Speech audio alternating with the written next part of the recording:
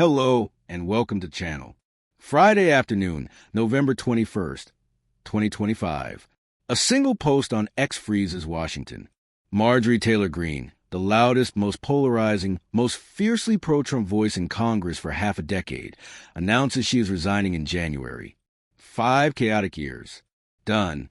No one saw it coming, at least not this fast. Days earlier, she was still Trump's most devoted soldier. The woman who wore the red hat first, who screamed liar at Joe Biden during the State of the Union, who once chased AOC down a hallway on camera. She turned QAnon slogans into primetime talking points, got stripped of every committee by Nancy Pelosi, and still became the most powerful backbencher in the building. For years, she was Trump's ID in human form. Then, in a matter of weeks, it all collapsed. It started with quiet criticism. Greene said Trump was too focused on foreign policy and not delivering the domestic agenda he promised. She sided with Democrats to save enhanced Obamacare subsidies.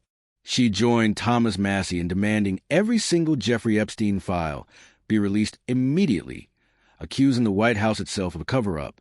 When Trump finally signed a transparency bill this week, she called it too little, too late. Trump noticed.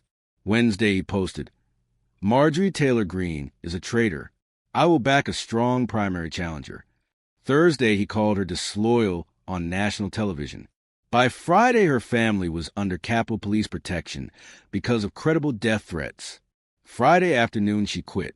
In her resignation letter, she wrote, "I have too much self-respect, love my family too much, and do not want my district to endure a hateful primary funded by the president we all fought for, only to win while Republicans lose a House anyway."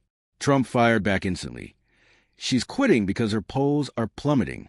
I stopped taking her endless calls, and she went bad. Still, I thank her for her service." Later that day at Mar-a-Lago, he shrugged. "Sure, I'd reconcile. I get along with everybody." She never would have survived the primary, but she's a nice person. And with that, one of the wildest political careers in modern history ended. Let's trace how we got here. 2020. Greene wins Georgia's 14th district in a landslide after old posts surfaced calling for violence against Democrats and pushing conspiracy theories. Trump calls her a future star. 2021. Pelosi strips her of all committees. Greene turns a punishment into fundraising gold. 2022 to 2024.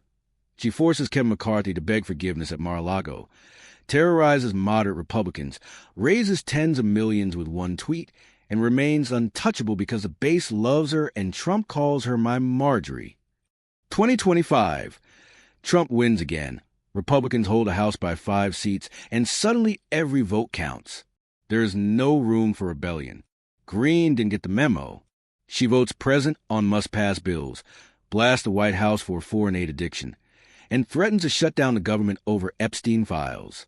Once Trump labels her a traitor, the base flips overnight. Death threats flood in. Fundraising collapses. Sources close to her say she debated quitting for 10 days. The final decision came Thursday night after a 3-hour family meeting and a call with her pastor. She chose family over a bloody primary. She might actually lose. In a CNN interview hours after resigning, she did something unthinkable. She apologized. Looking straight into the camera, she said, "I contributed to toxic rhetoric for years. The threats against my life this week showed me how dangerous words are. I asked the American people to forgive me." She even praised Nancy Pelosi. Say what you want about her politics, she knew how to run the House.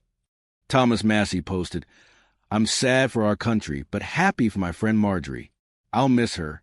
She embodied what a true representative should be."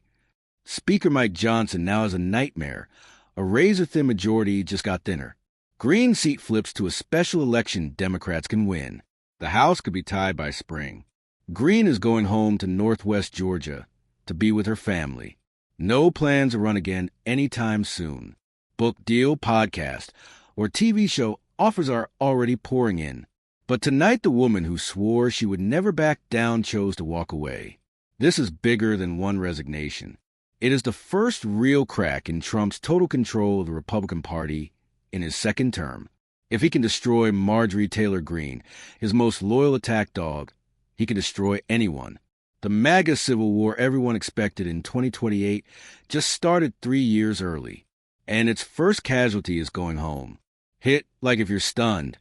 Comment whether she was pushed or jumped, and subscribe, because the chaos has only begun.